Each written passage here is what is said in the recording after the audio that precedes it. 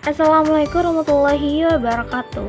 Perkenalkan, nama saya Siti Pradamuyani dari kelas PI2B NIM 0101240142. Di sini saya akan memenuhi tugas UTS dari matkul Ulumul Quran.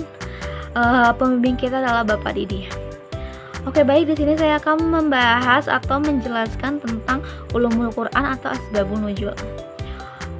Jadi, Ulumul Quran itu adalah cabang ilmu dalam studi Islam yang membahas segala hal yang berkaitan dengan Al-Quran, baik itu dari segi penyusunan, penurunan, pemahaman, pembacaan, dan dari segi penafsiran.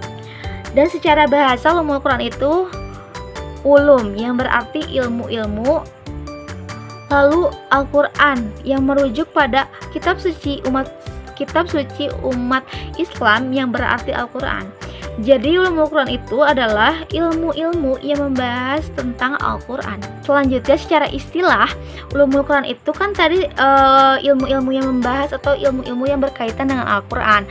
Nah, seperti yang pertama, adanya Asbabun Nuzul, sebab-sebab turunnya ayat. Yang kedua ada Makkiyah dan Madaniyah, klasifikasi turunnya ayat berdasarkan waktu turunnya.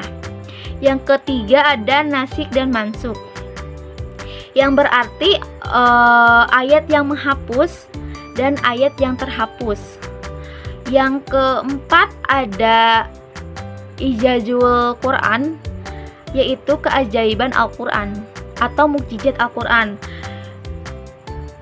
Dan yang kelima itu ada tafsir, menjelaskan makna, tujuan, pesan yang terkandung pada Al-Quran. Dan yang terakhir adalah bacaan atau qiraat. Pengertian itu yaitu pembacaan yang bervariasi tentang cara kita membaca Al-Quran atau dari segi pengucapan dan penekanannya. Oke, baik, kita sekarang masuk ke dalam tujuan-tujuan mempelajari Al-Quran, mempelajari ulumur Al-Quran. Yang pertama, kita harus memahami isi Al-Quran dengan baik dan benar. Yang kedua, kita harus menghindari kesalahan dalam memahami isi Al-Quran.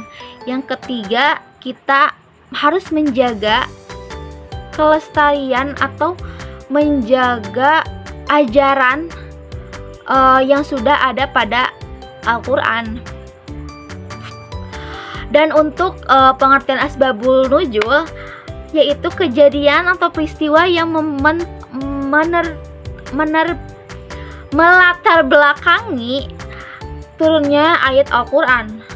Nah, ayat tersebut kan rangka menjawab, menjelaskan, dan menyelesaikan masalah-masalah yang timbul dalam kejadian-kejadian tersebut.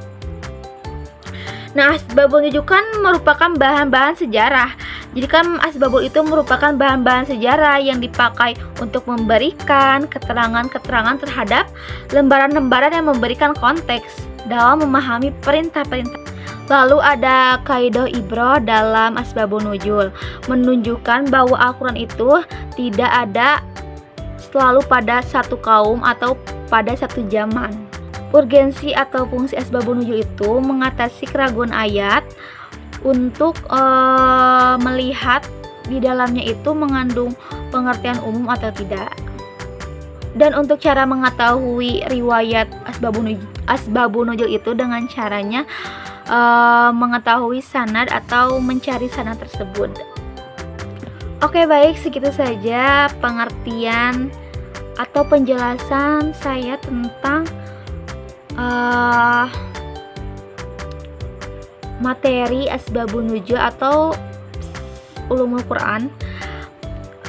Maaf jika ada kesalahan berbicara atau kesalahan pengertian. Kita di sini sama-sama belajar. Terima kasih. Wassalamualaikum warahmatullahi wabarakatuh.